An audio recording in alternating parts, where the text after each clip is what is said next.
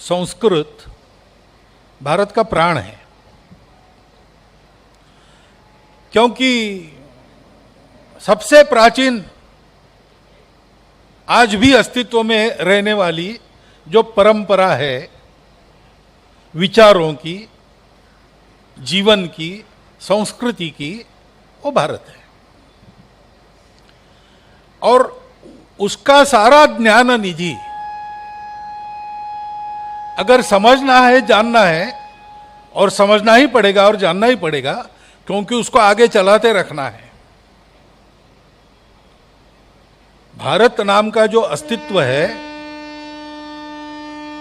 वो केवल भूगोल नहीं है, वो केवल एक पॉलिटिको इकोनॉमिक इकाई नहीं है। भारत एक परंपरा है जिसके आधार पर जीवन चलते रहता है।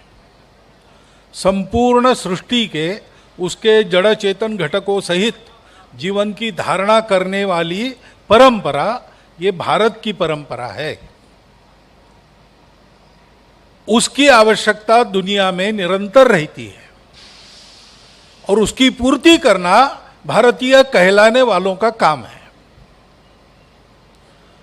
अभी भी उनको भारतीय इस नाते संबोधन किया जाता है, भारतीय इस नाते उनका जीवन चल रहा है। इसका कारण है कि उनको ये कर्तव्य पूरा करना है, और इस कर्तव्य को पूरा करना है तो भारत को जानना पड़ेगा, भारत को मानना पड़ेगा, स्वयं को भारत बनाना पड़ेगा। और ये सारा अगर होना है तो भारत को समझने के लिए संस्कृत को समझना अनिवार्य है। भारत में अनेक भाषाएं हैं, भारत की हर भाषा अपनी राष्ट्रीय भाषा है, लेकिन अलग अलग राष्ट्रीय भाषाओं को जोड़ने वाली कड़ी कौन सी है?